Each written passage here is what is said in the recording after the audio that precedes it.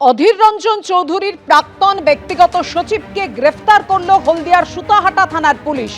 তার বিরুদ্ধে যে অভিযোগ রয়েছে যে তিনি আমলা পরিচয়ে সুযোগ সুবিধা নিয়েছেন, গ্রেফতার করা হয়েছে অধীর চৌধুরীর প্রাক্তন ব্যক্তিগত সচিবকে। ধৃতের নাম প্রদীপ্ত রাজপণ্ডিত। কথা বলবো, আমাদের সঙ্গে রয়েছেন আমাদের প্রতিনিধি বিটন চক্রবর্তী। ক্যান্সারে নেই আর ভয়, NCRI হবে এর জয়। আপনাদের ভরসা নেতাজি সুভাষচন্দ্র বোস ক্যান্সার হসপিটাল। বিটন, একেবারে স্পষ্ট করে জানাও কি কি অভিযোগ। দেখো, এই প্রদীপ্ত রাজপণ্ডিত যিনি দিল্লিতেই থাকতেন এবং তার যেটা দেশের বাড়ি সেটা হচ্ছে হলদিয়া সুতাহাটা থানার চৈতন্যপুর এলাকায়, এবং সেই বাড়িতেই কিন্তু তিনি গতকাল থাকেন এবং তার একটি পারিবারিক অনুষ্ঠানও ছিল।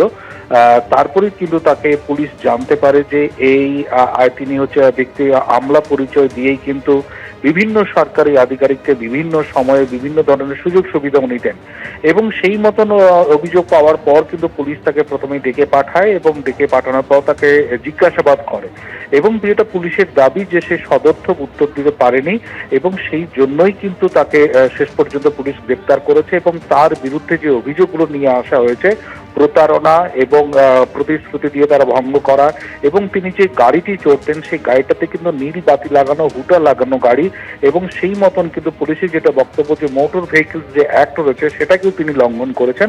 ফলে এই সমস্ত ধারায় তাকে অভিযুক্ত হিসেবে দেখানো হয়েছে এবং তাকে গ্রেপ্তার করা হয়েছে। আজকে তাকে হলদিয়া মহকুমা আদালতে তোলা হলে 12 দিনের পুলিশি হেফাজতের নির্দেশ দিয়েছে হলদিয়া মহকুমা আদালত। ধন্যবাদ বিটন। আমি বরাবর কি করেছি, বাইরের পার্লামেন্টের বাইরে, মানে আমার চেনা পরিচয়ের বাইরে এলাকায় বা পার্লামেন্টের সঙ্গে যাতে সম্পর্ক আছে সেরকম মানুষকে খুঁজে তাদেরকে আমি কাজ দিয়েছি। এরকম আমাদের মধ্যে 3 থেকে 4 জন পার্সোনাল সেক্রেটারি হয়েছে।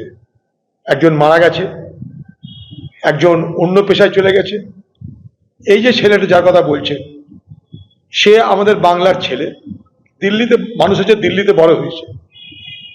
তার বাবা এসে যখন আমাকে বলে, আপনি বাংলার এমপি, আমরা গরিব একটা বাঙালি পরিবার, আমাদের ঘরে একটা ছেলে পড়াশোনা করেছে, আপনি তাকে এই কাজে রাখতে ইচ্ছুক, আপনি যদি নেন সংসারটা বেঁচে যায়।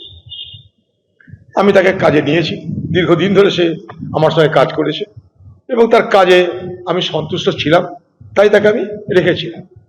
যাদবপুর বিশ্ববিদ্যালয়ে ভেতরে বাইরে মিটিং মিছিলে নিষেধাজ্ঞা প্রত্যাহার করে নিলেন মাননীয় বিচারপতি তীর্থঙ্কর ঘোষ। এর আগে আপনারা জানেন কর্মসূচির জন্য যে নিষেধাজ্ঞা ছিল সেটা আগের মতোই নিয়ম মেনে পুলিশের কাছে আবেদন করতে হবে, এবং আগের নিষেধাজ্ঞা প্রত্যাহার করে নির্দেশ দিয়েছেন বিচারপতি তীর্থঙ্কর ঘোষ।